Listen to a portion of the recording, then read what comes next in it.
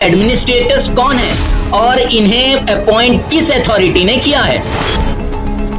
Telangana government का वादा था कि मेंटेनेंस चार्जेस रेसिडेंट्स को नहीं देना पड़ेगा। यह खर्चा ऑन साइट शॉपिंग कॉम्प्लेक्सेस के रेंटल इनकम से उठाया जाएगा। जी हां, कॉलोनी में 118 शॉप्स का इंफ्रास्ट्रक्चर बनाया गया है जिसका रेवेन्यू लिफ्ट, सफाई और दूसरे जरूरी सर्विसेज के लिए होना था। तो दोस्तों, मैं अबू कासिम रिजवान और आप देख रहे हैं रेज विजन। दोस्तों, तेलंगाना गवर्नमेंट ने कुल्लू 2 BHK हाउसिंग प्रोजेक्ट या केसीआर नगर के एक हिस्टोरिक इनिशिएटिव के तौर पर लॉन्च किया गया था। यहां पर हर घर इकोनॉमिकली वीकर सेक्शन या गरीब तबके के लिए फ्री होने का वादा था, लेकिन आज ये स्कीम एक डरावना ख्वाब बन चुका है। रेसिडेंस से मेंटेनेंस चार्जेस के नाम पर जबरदस्ती पैसा लिया जा रहा है और फ्लैट कैंसिल की धमकियां भी मिल रही है। आज के इस वीडियो में हम इस कंट्रोवर्सी के असली फैक्ट्स और गवर्नमेंट के प्रॉमिसेस का एनालिसिस करेंगे।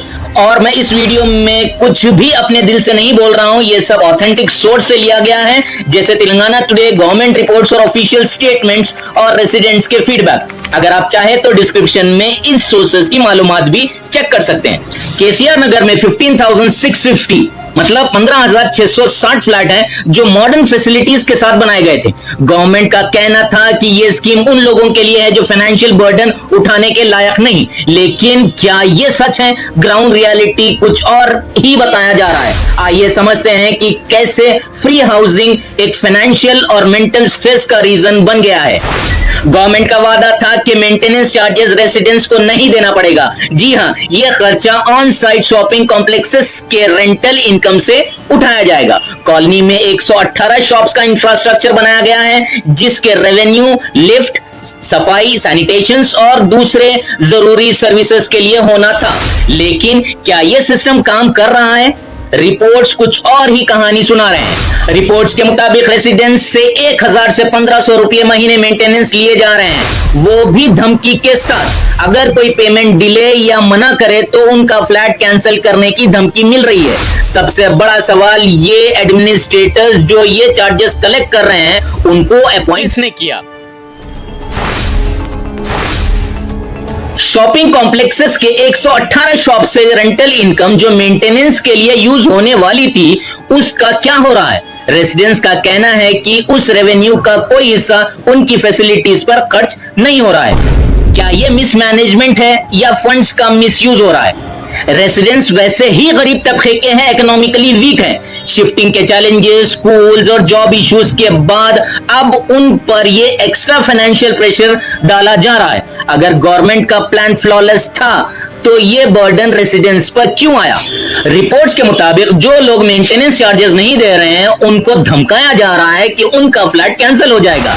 यहां पर एक बड़ा सवाल यह उठता है कि गवर्नमेंट की तरफ से प्रॉमिस्ड फ्री हाउसिंग का यह क्लियर वायलेशन कैसे हो रहा है?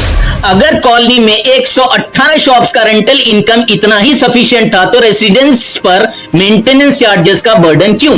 यह एक सिस्टमैटिक फेलियर लगता है जिसमें फंड्स की ट्रांसपेरेंसी मिसिंग है। और यह ध्यान देने की बात है कि एडमिनिस्ट्रेटर्स कौन है और इन्हें अपॉइंट किस अथॉरिटी ने किया है।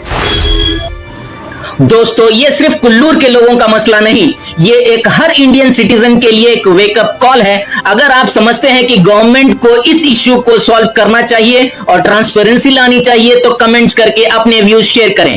क्या आप इसके लिए गवर्नमेंट के अकाउंटेबिलिटी डिमांड करते हैं? कुल्लूर 2 BHK फ्लैट का प्रोजेक्ट एक वेलफेयर स्कीम के तौर पर लॉन्च हुआ था, मगर अब ये एक एक्सप्लॉइटेशन का मॉडल लगता है। मेंटेनेंस चार्जेस और धमकियों का ये सिस्टम एक बड़ा क्वेश्चन मार्क उठाया है गवर्नमेंट पॉलिसीज पर। अगर आपको ये वीडियो इंफॉर्मेटिव लगा हो तो लाइक करें, शेयर करें और चैनल को सब्सक्राइब करें। मैं अबू कासिम रिजवान, मिलते हैं अगले वीडियो में। तब तक सच्चाई के लिए आवाज उठाते रहिए और अपना ख्याल रखिए।